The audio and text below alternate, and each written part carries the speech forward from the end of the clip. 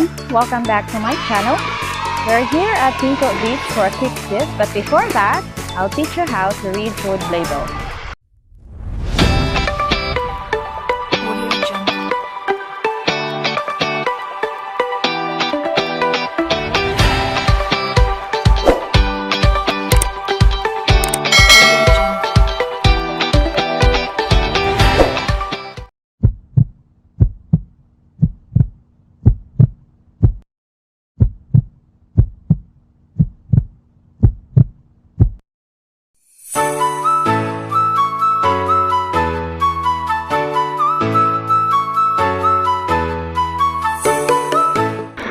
This topic is actually a suggestion from my cousin Mitch Kippus from Iligan, who is a tea lover and enjoys making kombucha tea, loves preparing cacao drink, Sana all. but at the same time, she also wants to learn more about food labels so that she will be a wiser buyer. Nice. So I hope you will also appreciate the importance of food labels, especially the nutrition facts panel. Food labels will help us decide in choosing the foods we buy through the nutrition facts and ingredients list, help us store and use food safely, and it will also help us decide when to consume the products. Let's start with the parts of a food label. What are the mandatory information that should be present in all prepackaged foods?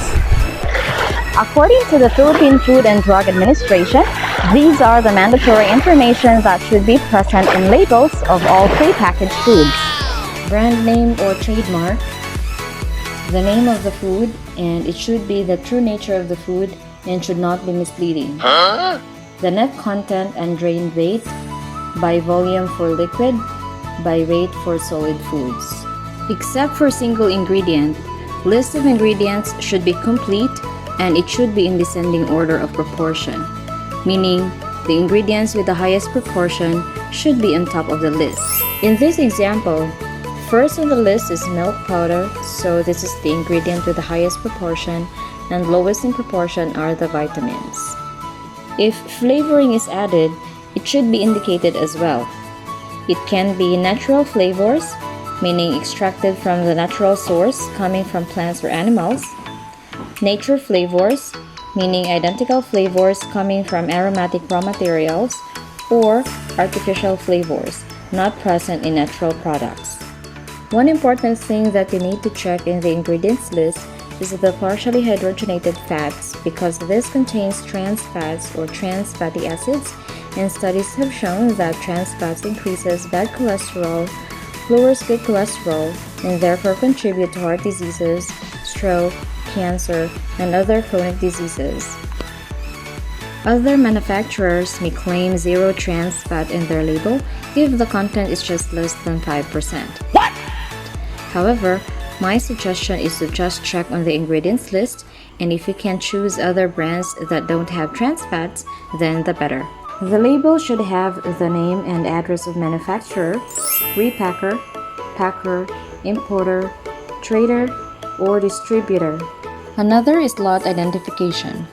Some manufacturers indicate the word lot in the food label followed by the code, but others, they just put the code along with the expiration date.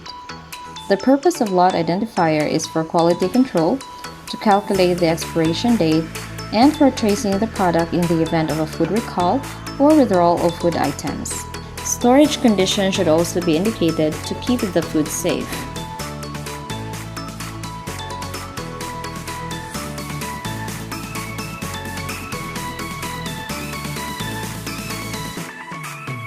Another information is the expiration date, so we will know when we should consume the product.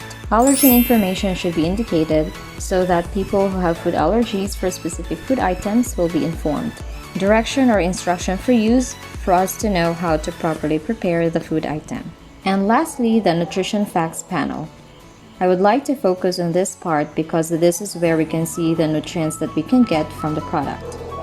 On the upper part, you will see the serving size, which is equivalent to 1 serving. This is the basis in the computation of the nutrient content. Some manufacturers put another computation beside the first serving, such as per 100 grams, just like in this example. But I would suggest that you will just focus on the per serving computation for much easier.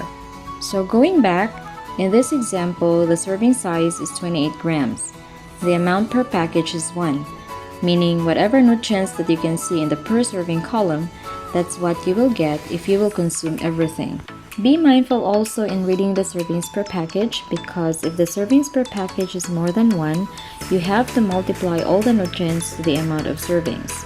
Example, the energy content. One serving is 123.48 calories.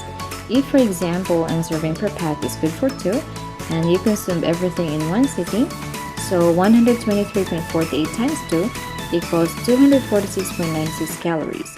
Same goes with the other nutrients. When you read food labels, please take note of the following. Limit the fats, cholesterol, and sodium because these are the nutrients that increase bad cholesterol and blood pressure. Get enough fiber, vitamins, and minerals. The percent recommended energy and nutrient intake will also help you determine if the nutrient content in the food is high or low.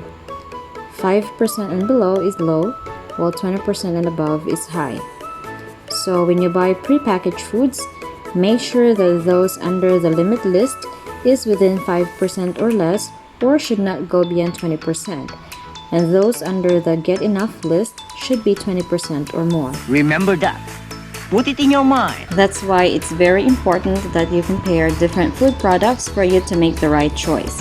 But of course, nothing compares to the nutrients that you can get from wholesome foods. Just like these products. These are the same types of food, but with different brands. If you check on the saturated fat, one contains 11 grams and the other has 6 grams. Would you choose the one with 6 grams?